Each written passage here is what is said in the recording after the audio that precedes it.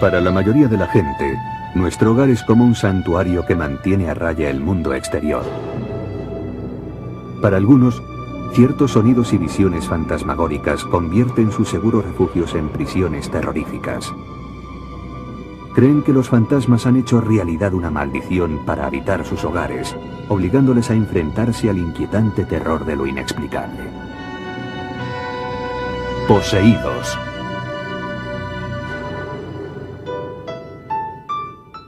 Desde el día que se casaron en 1987, el agente de policía Tom Brown y su esposa, Linda, habían soñado con ser propietarios de una casa. En 1996, los Brown y sus dos hijos se mudaron a una casa de ladrillo de 3 dormitorios en la plaza Twin Oaks de East Peoria, Illinois.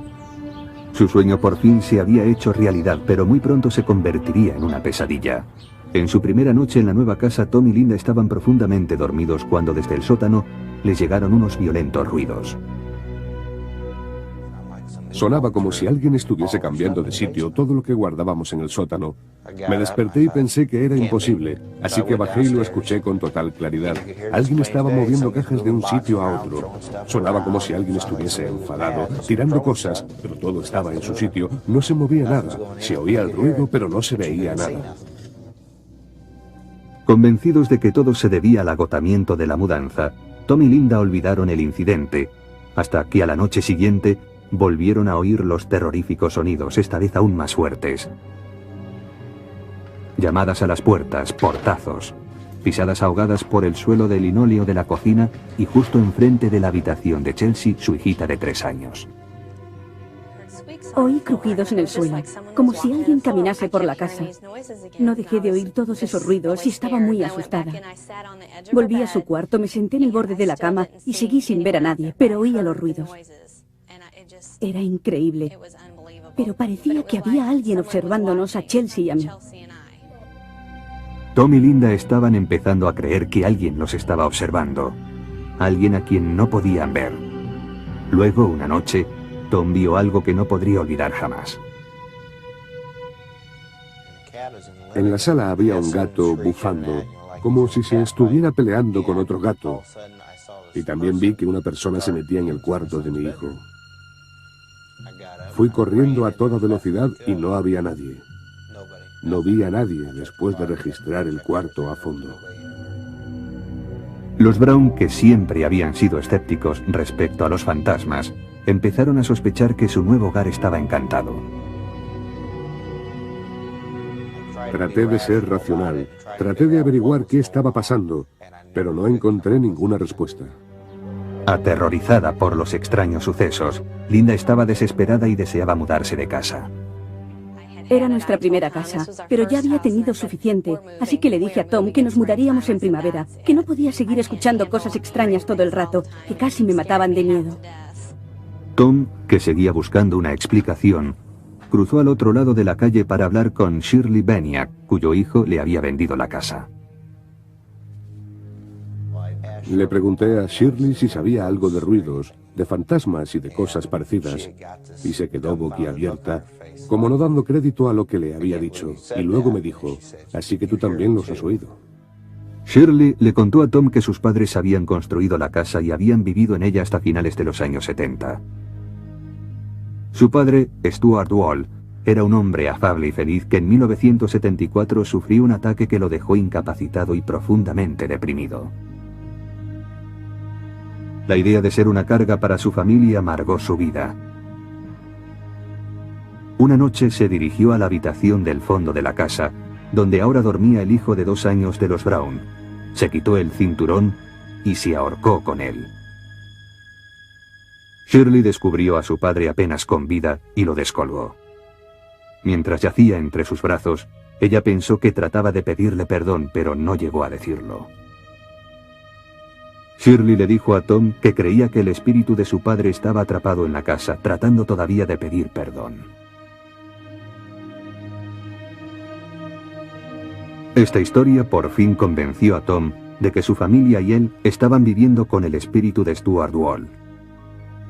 Tom se sentía indefenso, sin nadie a quien recurrir, hasta que en el periódico local leyó acerca de un hombre que investigaba casos de encantamiento. Rob Conover Un antiguo investigador privado se burlaba de los que creían en fantasmas hasta que una noche decidió demostrar que una supuesta casa embrujada no era en realidad más que un engaño. Estaba convencido de que allí no había nada, pero empezaron a ocurrir cosas que demostraban lo contrario. Crucé la puerta y sentí como si miles de diminutas agujas de hielo me atravesaran el cuerpo, y entonces todo se quedó en calma. En ese mismo momento pensé que allí sucedía algo. Y cuando salí de la casa la mañana siguiente, mi actitud había cambiado por completo. Esta experiencia convirtió a Conover en creyente, obligándole a cambiar su título profesional de investigador privado por el de investigador paranormal. A partir de entonces se dedicó por entero a la caza de fantasmas. Después de hablar con Tom acerca del supuesto espíritu de Stuart Wall, Conover accedió a investigar aunque con reticencias.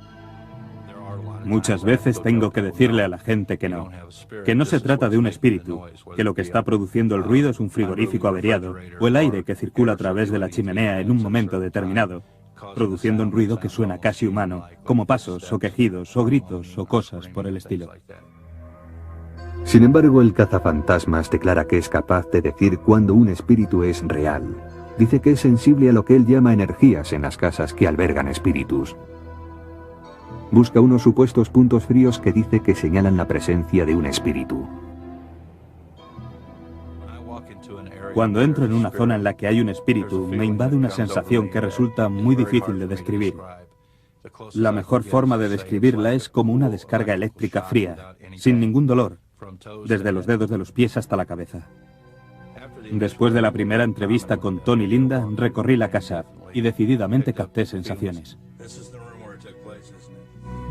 Conover sentía al fantasma en los mismos lugares en los que los Brown habían oído los ruidos. Estaba seguro de que Stuart Wall se había convertido en un espíritu atormentado que merodeaba por las habitaciones de la que había sido su casa y ahora era su purgatorio. Conover decidió ayudar al fantasma a encontrar la salida del mundo de los vivos para pasar al otro nivel.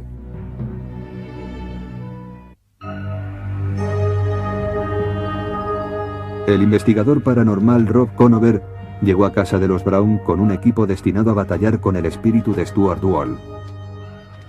20 años antes, Wall se había suicidado en el dormitorio del fondo de la casa. Conover creía que su espíritu atormentado vagaba ahora por la casa y confiaba en que podría convencer al atribulado espíritu para que atravesara la luz. Su forma de llamar al viaje de los fantasmas desde este al otro mundo. Cuando fallecemos todos nos enfrentamos a la luz. Pero si nos quedamos a este lado y no atravesamos la luz, el motivo es que estamos unidos a una persona, a un lugar o a un objeto de este lado que pensamos que debemos proteger o acompañar.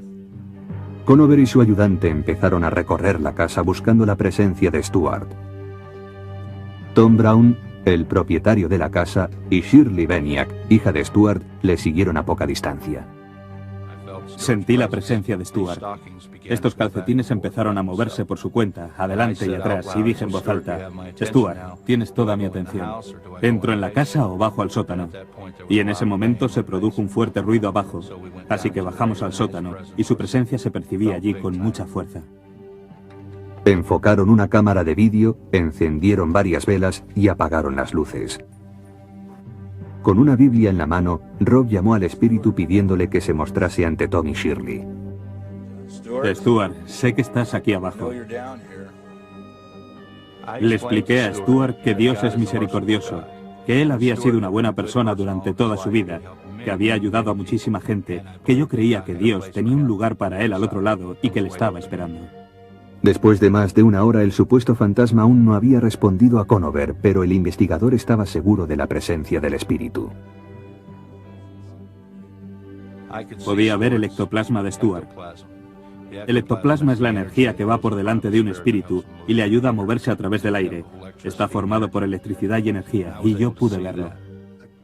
Una vez más rogó al espíritu que apareciera, ahora preocupado de que pudiera ignorar su petición. Cuando casi había llegado al límite de mis posibilidades, el pasillo del sótano se llenó de una maravillosa luz azul muy densa, a través de la cual era imposible ver. Al principio no vi la luz, hasta que Shirley me dio un codazo y me dijo que mirase. Entonces moví la cabeza y lo vi. Y si no hubiese visto aquello, jamás podría creerme que algo así pudiera suceder. Para mí era como una luz azul verdosa, muy brillante, como la llama de un soplete. Luego, en cuestión de segundos, la luz azul se desvaneció. En ese momento cogí la Biblia, me puse de pie, establecí contacto con Stuart y le ayudé a cruzar la luz. Daba la sensación de que en la casa había 150 invitados, que estábamos apretujados y que no cabía nadie más, y de pronto fue como si todo el mundo se hubiese marchado y hubiese apagado las luces. Era una sensación de un gran vacío, como si ya no hubiera nadie más allí y te hubieras quedado solo. Conover dice que en aquel momento el fantasma de Stuart Wall abandonó la casa para siempre. El investigador inmediatamente se volvió a la cámara ansioso por ver la grabación de lo ocurrido, pero esto fue lo que vieron.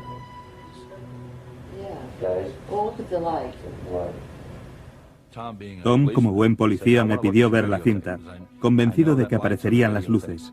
Así que pusimos la cinta y se oían nuestras conversaciones, pero no se veía ninguna luz. Shirley preguntó por qué, y yo le dije que se debía a que nosotros éramos los únicos que debían ver esa luz. Desde aquella noche, la calma ha vuelto a la casa de la plaza Twin Oaks. Los misteriosos sonidos y las terroríficas visiones han desaparecido.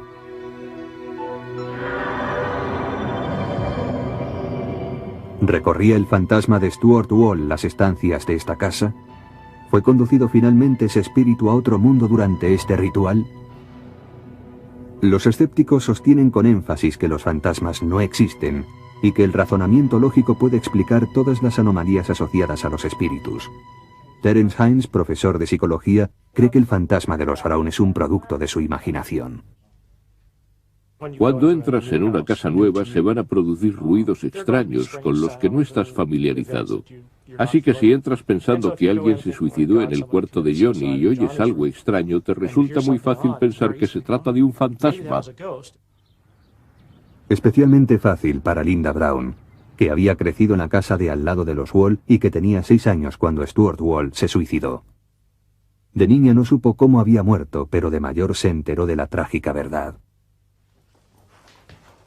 Hines piensa que eso debió contribuir a que Tom y Linda decidieran que los extraños sonidos y visiones estaban causados por un fantasma. Hines dice que es natural, que la mente humana está programada para imponer el orden en las experiencias extrañas. El cerebro humano está organizado para crear percepciones. En especial cuando nos enfrentamos a estímulos azarosos y nebulosos, el cerebro trata frenéticamente de controlarlos. Los que creen en los fantasmas, como el parapsicólogo Lloyd Auerbach, no están de acuerdo con que el espíritu de Stuart Wall fuese un simple invento de la percepción de Tom y Linda. Sostiene que cuando varios testigos informan de la misma o de similares experiencias, como ocurrió en casa de los Brown, esos testigos deben ser tomados en serio. Es una experiencia subjetiva, experimentada por mucha gente a lo largo de muchos años, que da mucha credibilidad al hecho de que realmente hubiese algo allí y que no fuese un simple invento de la gente. Lo que estudiamos es cuánta gente hay, cuántos testigos. Los testimonios de los testigos de los casos de encantamientos parecen coincidir bastante. El testimonio de los testigos oculares no es convincente porque hay testigos presenciales que juran sobre la Biblia haber visto cosas que sabemos con toda seguridad que no existen. Remontándonos a la Edad Media había gente que juraba haber visto brujas atravesando el cielo con escobas. Conover y los Brown están seguros de haber visto una luz azul, pero Tom Flynn, un escéptico que ha examinado casos de hogares embrujados, dice que si la vieron, debería haber aparecido en la cinta de vídeo que grabaron. Las cámaras de vídeo responden al mismo espectro de colores que el ojo humano.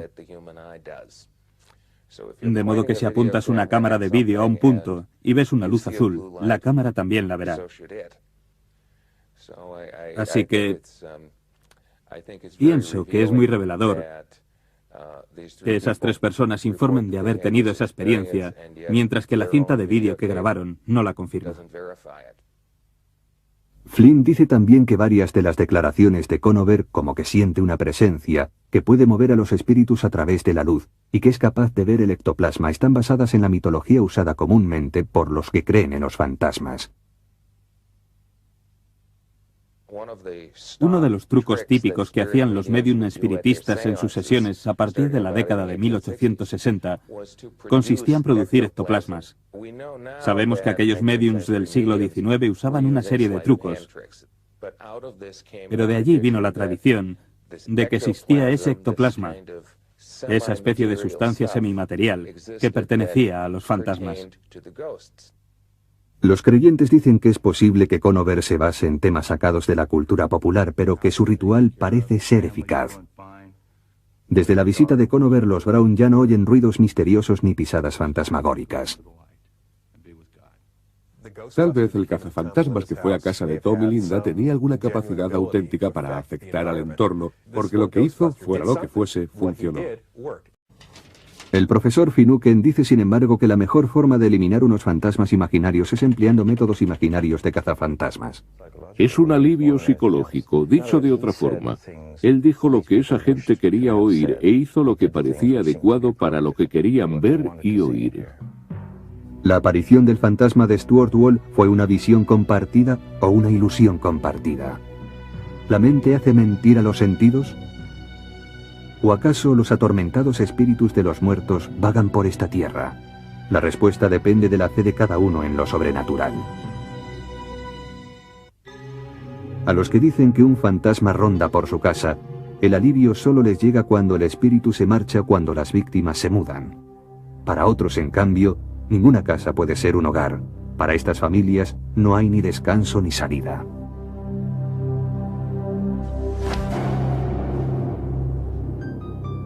Un doloroso divorcio en 1968 dejó a Beth abandonada con una hija pequeña y muy poco dinero. Estaba reconstruyendo su vida pocos años después cuando conoció a Bob Batchel. Se enamoraron, se casaron y Bob adoptó la hija de Beth, Leah. En 1971, cuando los Batchel se mudaron a esta casa de New Brunswick, en Nueva Jersey, la recién inaugurada felicidad de la joven familia sería muy fugaz. En la casa empezaron a ocurrir sucesos extraños. Al principio, Bob y Beth no se tomaron en serio las extrañas actividades, como lámparas que se balanceaban, puertas que se abrían y se cerraban u objetos que aparecían en lugares indebidos. Luego se vieron obligados a hacer frente al terror atrapado en las paredes de su nuevo hogar. El penetrante aroma de flores en descomposición flotaba por las habitaciones. La temperatura subía a niveles asfixiantes sin motivo aparente y empezaron a presenciar visiones asombrosas. Cuchillos, tenedores y biberones cruzaban el aire como flechas, haciéndoles temer por sus vidas. Me sentía muy asustada, muy insegura. No sabía lo que iba a ocurrir a continuación. Y eso de no saber si el suelo o la alfombra se va a mover bajo tus pies es una sensación que te corroe por dentro. Nunca sabías qué esperar. Siempre estabas alerta y el nivel de tensión era altísimo. Los terribles sucesos fueron a más. Los Batchel declararon haber sido atacados por pequeños objetos lanzados a través de la casa por unas fuerzas invisibles.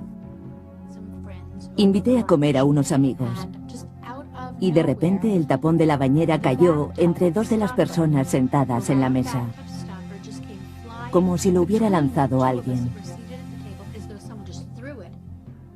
Los objetos voladores se hicieron cada vez más peligrosos. Una noche, Bob y Beth se quedaron paralizados de miedo cuando vieron caer del techo un cigarrillo encendido. No sabíamos qué hacer, porque no sabíamos si alargar la mano y cogerlo, si lo estaba sujetando alguien a quien no veíamos, o si al caer al suelo provocaría un incendio. No sabíamos qué hacer. La enorme tensión de los incidentes de este tipo obligó a Beth, que nunca había creído en los fantasmas, a enfrentarse a lo que tenía todas las trazas de ser un encantamiento. La noticia del fantasma de los Batchel corrió de boca en boca y un grupo de espiritistas interesado en actividades paranormales solicitó hacer una sesión en la casa. Bob y Beth, sin otra posible alternativa, accedieron. Sentíamos que nos estábamos ahogando en un mar de fenómenos que no podíamos explicar. Nunca nos había ocurrido algo así antes, no sabíamos nada y necesitábamos ayuda. El grupo se reunió con Beth y Bob alrededor de la mesa del comedor. Cerraron los ojos y se dieron la mano. Cuando la medium convocó a los espíritus, el fantasma empezó a hablar a través de ella. Beth grabó en secreto la sesión. Can you tell us your name? It's my land. And you get out. Well, if we could investigate to see if it is your land, maybe we would get out, but you'll have to help us and tell us what your name is. My name is George Baxter. George Baxter? This land belonged to me. I bought it in the year 1872. Now you look that up, mister. We will, George. Al día siguiente, Beth fue a la biblioteca de New Brunswick para investigar la historia de la casa. Descubrió que George Baxter había comprado la tierra en 1872. Beth se quedó muy sorprendida, pero Bob seguía siendo escéptico. Hasta unas cuantas semanas más tarde, cuando encontraron amenazas escritas con lápiz de labios y rotulador en las paredes y los espejos. Ahora Bob estaba seguro de que la casa estaba hechizada.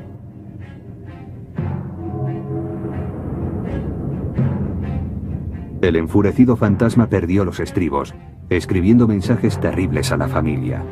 Lo que estamos viendo son las notas auténticas que Bob dice que escribió el fantasma. A medida que aumentaban los supuestos hechizos, los Bachel ya no pudieron mantener a su hija de 8 años a salvo del fantasma.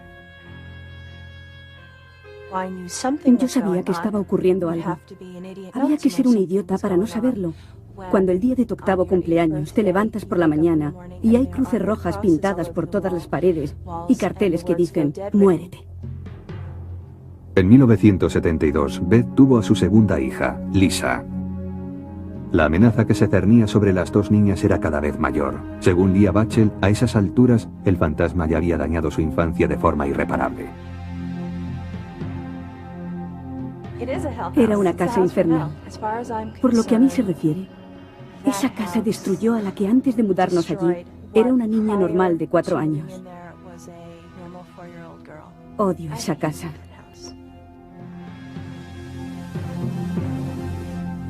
Beth también llegó a odiar la casa. Sabía que sus hijas estaban aterrorizadas y sentía que no tenía posibilidades de protegerlas. Cuando alguien toca a mis hijas, ahí está el límite. Y eso fue lo que ocurrió, que se produjeron una serie de incidentes, 2 en particular, que estaban muy dirigidos contra nuestras hijas y pensamos que teníamos que marcharnos.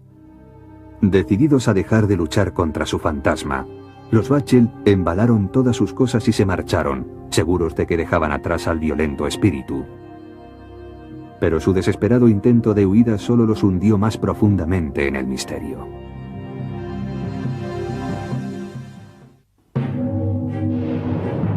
Bob y Beth Bachel, junto con sus 2 hijas, huyeron de su casa de New Brunswick, Nueva Jersey, creyendo que escapaban del terror del fantasma que los había atormentado.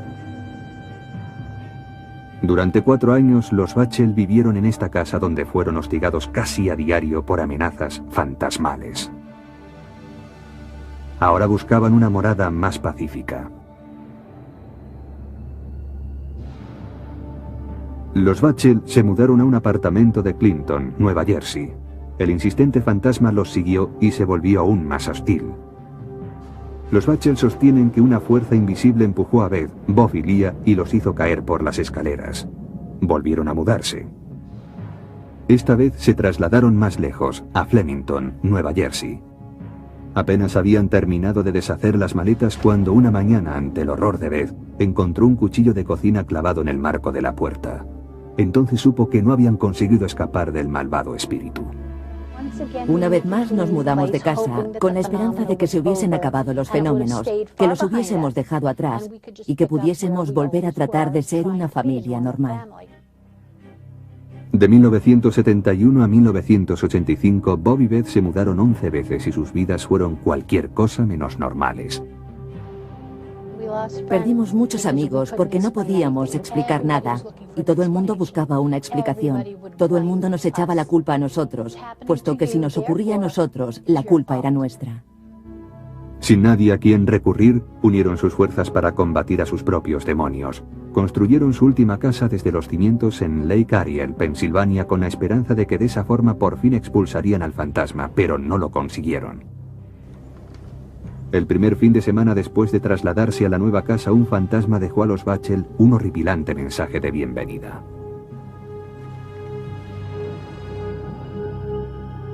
Era bien pasada la medianoche cuando a los Bachel los despertaron unos gritos histéricos. Corrieron al cuarto de su hija y la encontraron llorando y muerta de miedo porque había visto a su gato colgado por el cuello del quicio de la puerta, con los ojos fuera de las órbitas. Los Bachel no vieron nada. La aparición fantasmal había desaparecido. Varias noches después, los Bachel se volvieron a despertar en plena noche cuando los cristales de los cuadros de la sala de estar explotaron de pronto, lanzando trozos de cristal por toda la casa.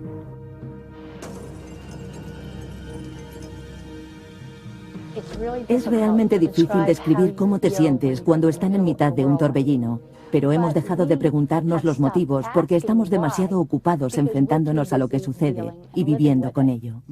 La mayor parte de los informes sobre encantamientos vinculan el fantasma a un lugar. Los Bachel creen que en su caso son los fantasmas los que acuden a ellos.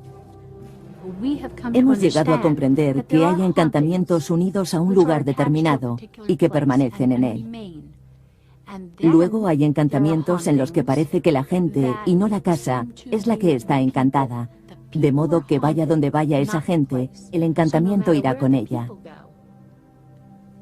A partir de todo lo que se ha hecho y se ha probado, y de todo lo que nos han dicho, parece que yo tengo algún tipo de presencia, que soy como una especie de imán que parece atraer a esos fenómenos espirituales.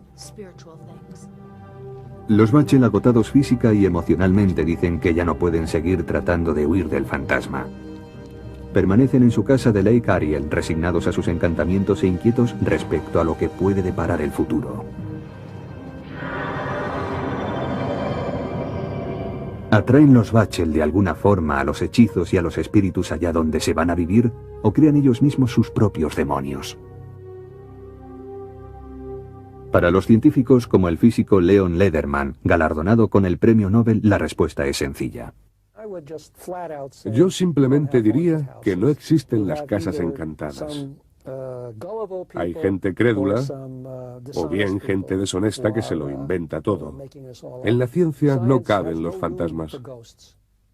El psicólogo Carl Sloterdijk sí ha encontrado un lugar donde caben los fantasmas. Investigó las historias de los Bachel, apoyó las declaraciones de la familia y escribió con Beth Bachel un libro acerca de sus experiencias. Me hice creyente bastante deprisa. Recorrías la casa y podías sentirlo en diferentes habitaciones. En una incluso era difícil respirar. Las grabaciones realizadas en esa habitación eran más débiles que en el resto de la casa. En otros lugares podías sentir cosas en el aire. Sloterdijk cree que los Bachel encontraron fantasmas en cada una de sus casas porque los espíritus se sentían atraídos por ciertas cualidades de Beth Bachel. Un investigador dijo que tal vez era una medium no desarrollada del todo. Otra gente se ha referido a ella como un imán cuya calidez y cariño por la gente se extiende hasta el otro mundo, y que las almas perdidas que aún no han hecho la travesía la consideran como una presencia cálida y reconfortante para estar cerca de ella. Lederman señala que nada de eso es científicamente verificable. Los métodos científicos exigen mucho más que impresiones y sensaciones para dar por válida una afirmación de este tipo. Para afirmar que veo algo, tengo que demostrarlo. Es la tarea del dueño del lugar encantado o del autor del libro. En 400 años de innumerables reclamaciones, nadie ha conseguido jamás convencer a la comunidad científica. El parapsicólogo Lloyd Auerbach encuentra pruebas en los informes de los Bachel de objetos flotando y moviéndose a través del aire. Dice que cuando algunas personas están sometidas a tensiones, su energía puede hacer levitar los objetos. Es un fenómeno conocido como psicoquinesis. En parapsicología, la psicoquinesis es la capacidad de la mente para afectar de forma directa a la materia o a la energía para mover cosas. Normalmente se trata de una persona viva cuya mente subconsciente está transmitiendo energía o reaccionando a la tensión y usa la psicoquinesis, la capacidad de la mente sobre la materia para mover esos objetos. No se han encontrado pruebas sobre la existencia de la psicoquinesis. Los testigos oculares que dicen haber visto cómo un objeto se movía son poco dignos de confianza. Muchos científicos piensan que la psicología ofrece la mejor explicación para lo sucedido en las casas de los Bachel. El psicólogo y profesor retirado Robert Baker dice que en más de 50 años investigando supuestos casos de encantamiento solo ha encontrado fantasmas en un lugar. En la mente humana. Es un invento de la mente humana, que ha inventado los fantasmas porque los fantasmas proporcionan una gran satisfacción psicológica a la gente que cree en ellos. Llenan un hueco, un vacío de sus vidas. Finucane sugiere que a veces podría resultarle más fácil enfrentarse a fantasmas imaginarios que hacer frente a asuntos reales. Los fantasmas pueden ser utilizados por ciertos miembros de la familia con fines propios, como un método de autodefensa psicológica, por ejemplo, cuando las cosas les van mal a los restantes miembros de la familia. Tal vez sea una manera de conseguir cierto grado de seguridad frente a los demás. En el caso de la señora Bachel, tal vez fuese la forma de resolver algunos de sus problemas en el seno de su familia. ¿Acaso los más de 20 años de supuestos encantamientos en el hogar de la familia Bachel son obra de unos espíritus activos o quizás de una imaginación hiperactiva? Los escépticos y los científicos señalan la falta de pruebas concluyentes para apoyar las afirmaciones de los Bachel. Los creyentes toman nota de las visiones de los sucesos fantasmagóricos y de los cuchillos que se clavaron en los marcos de las puertas, y ven en todo ello la huella de los misterios sin explicación.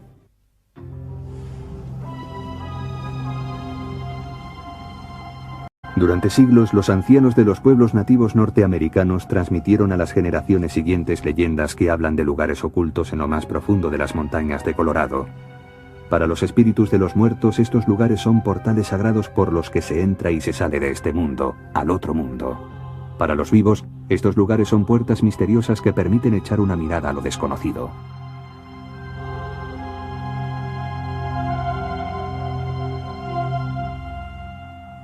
Steve Lee, un camionero de Dallas, viajaba por una nueva ruta de reparto a través de las montañas de Colorado. La belleza de la zona le pareció tan cautivadora que llevó a su familia a vivir al centro del Bosque Negro, a 30 kilómetros al norte de Colorado Springs.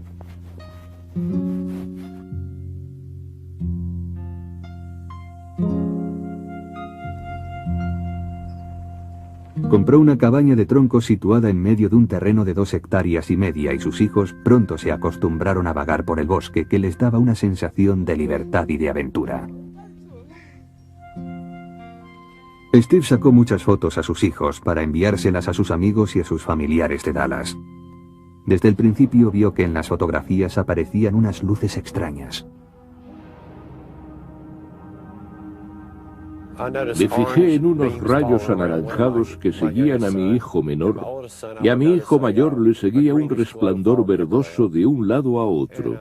Poco después, en las fotos, empezaron a aparecer cosas que no debían estar allí, como perros o caras.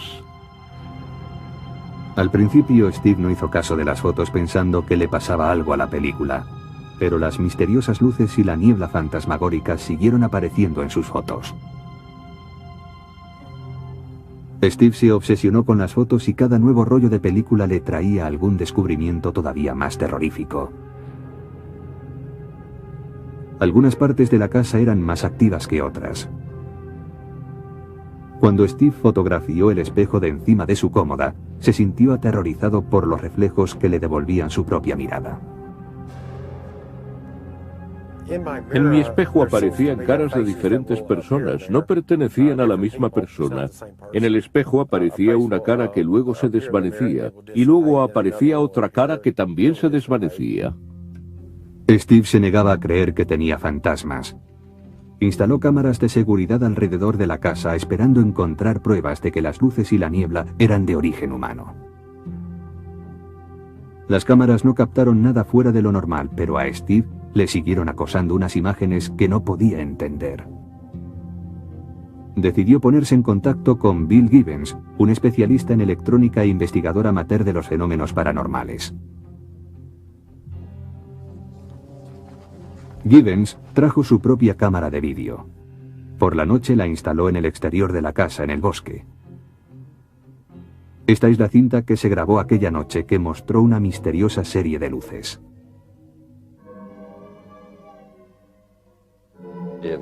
No se parecía a ninguna descarga eléctrica de cualquiera de los tipos que había visto. Una torre eléctrica descarga una bola de energía que sigue un trayecto lineal, pero esta energía no seguía ningún camino, casi parecía que tuviera voluntad propia. El investigador utilizó un espectrómetro para comprobar la fuerza de las ondas electromagnéticas y de radio de la casa, para asegurarse de que no habían sido las que habían producido las luces. Estarían causadas por el choque de la energía de los microondas y de las ondas de radio, debido a la localización de la casa y a la forma en que las ondas chocaban entre sí. Pero no encontramos nada fuera de lo normal. El investigador utilizó a continuación una brújula para buscar alteraciones magnéticas. En una de las esquinas más alejadas de la casa, Gibbons descubrió que la brújula a veces giraba de forma incontrolada, incapaz de fijarse en una posición. Gibbons había trabajado con energías de todo tipo, pero esta energía hacía que se sintiera muy confuso. Por fin aceptó la idea de que la casa de Steve Lee estaba encantada. La cantidad de energía aparentemente aleatoria y el número de rostros que aparecían en el espejo le hicieron preguntarse si la cabaña de troncos no estaría construida encima de un pasadizo espiritual de este mundo al otro mundo, sobre un portal de las famosas leyendas de los indios Hopi. Los indios norteamericanos tienen profecías que hablan de vientos y de arcoíris, de unos portales a través de los que se puede emprender un viaje. Esos portales son como una especie de senderos y de caminos por los que viajan los espíritus. Steve Lee seguía negándose a creer que su casa pudiera estar embrujada, pero la leyenda del portal le intrigó.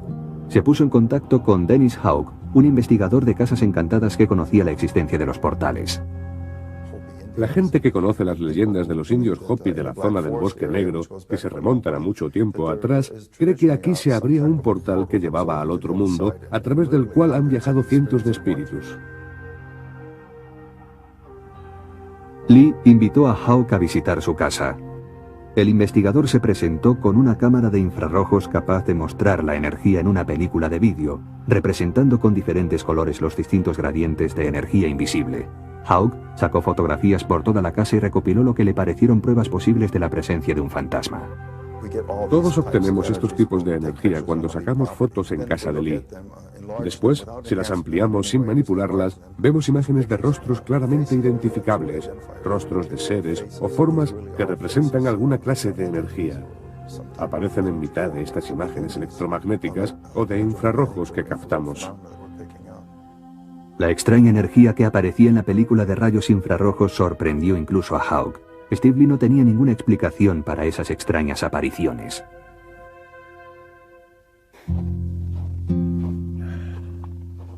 La familia Lee sigue viviendo en su cabaña del bosque, y dicen que en sus fotos siguen apareciendo las misteriosas luces y los extraños rostros, rastros de espíritus que van y vienen de este mundo al otro mundo.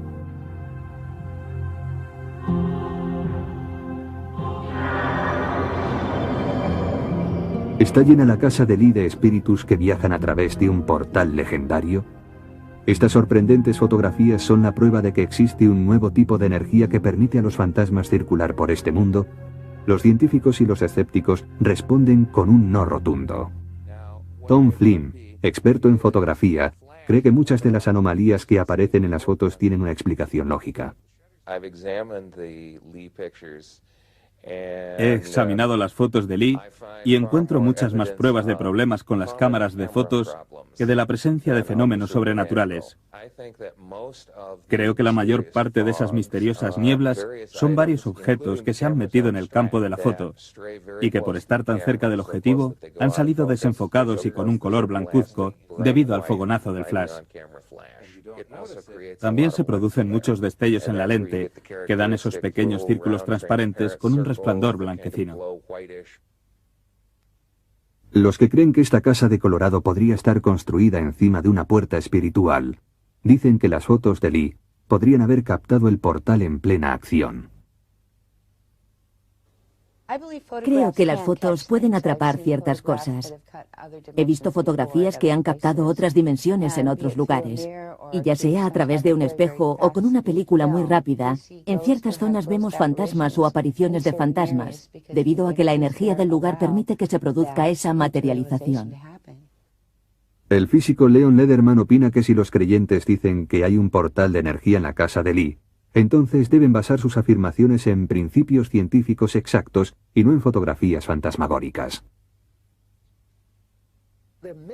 En la ciencia hay muchísimas incógnitas, pero hay una diferencia entre una incógnita científica y la afirmación de que existen lugares sagrados o casas encantadas, lo cual no se puede verificar científicamente. Son simples fenómenos naturales mal interpretados por gente que quiere creer desesperadamente en ellos y que no tiene ni la menor idea de cómo funciona la ciencia. El doctor Michael Persinger, neurocientífico, sabe cómo funciona la ciencia y dice que la geofísica puede explicar las misteriosas luces de la casa de Steve Lee. Cuando tienes fuerzas geofísicas, incluso muy pequeñas, y las enfocas en un pequeño espacio durante un tiempo muy breve, puedes obtener unos campos magnéticos tremendos. Cuando eso ocurre, puedes generar fluorescencias y destellos luminosos muy parecidos a las descargas electrostáticas, que si están por encima del umbral lumínico, se pueden fotografiar igual que cualquier otro tipo de fenómeno electrostático.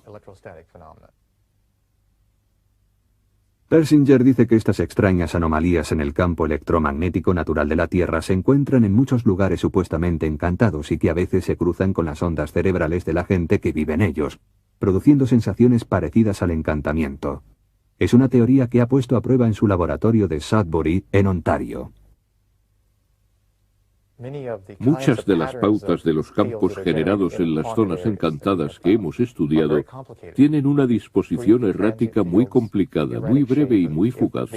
Si esas fuerzas estimulan el cerebro, se podría tener la sensación de una presencia, del sonido de pisadas o movimientos e incluso de voces, y la sensación omnipresente de que hay algo observando. Todos estos síntomas son reflejo de los acontecimientos descritos por los Brown en el apogeo del supuesto encantamiento de su casa. Esto podría explicar también por qué Beth Bachel es incapaz de huir de los fantasmas que la han perseguido desde hace más de 20 años. Algunas personas muy creativas son más sensibles a estas misteriosas fuerzas geofísicas que otras, un hecho que para muchos justifica su pretensión de haber tenido varios encuentros fantasmagóricos. Aunque la gente sea sensible a lo sobrenatural, eso no significa que esté loca. Me sorprende la cantidad de gente salida de quién sabe dónde que ha venido a hablarme de una luz que ha visto en una habitación oscura, o de un pariente fallecido que ha vuelto a visitarles. De modo que es un fenómeno mucho más común de lo que pensamos. Pero la gente duda mucho antes de hablar del asunto, por las implicaciones de que pueda haber alguna clase de psicopatología asociada. Algunos escépticos creen que la fe en los fantasmas persiste incluso ante el escepticismo de los científicos debido a que representa una creencia cultural muy arraigada. En un sentido, los fantasmas están dentro de la cabeza de la gente, pero en otro sentido, cultural y socialmente, existen para esa gente y desde luego para muchas otras personas de la sociedad. Son una elaboración humana. Los creyentes se oponen a la idea de que los encuentros con los espíritus son creaciones de la mente humana. Insisten en cambio en que los encantamientos merecen respeto debido a que los espíritus inquietos son reales. Cuando te encuentras cara a cara con ello, tienes que tratarlo como una realidad, porque cuando estás frente a algo, estás frente a una realidad. De los espíritus inquietos a las puertas que llevan a otros mundos, los encantamientos tienen la facultad de producir miedo y terror a quienes creen en ellos. ¿Acaso una presencia fantasmal es realmente obra de nuestra propia mente? ¿O es obra de unos atribulados espíritus condenados a vagar por la tierra? Los que han estado enfrentados a una presencia fantasmagórica saben que viven en los umbrales de lo inexplicable.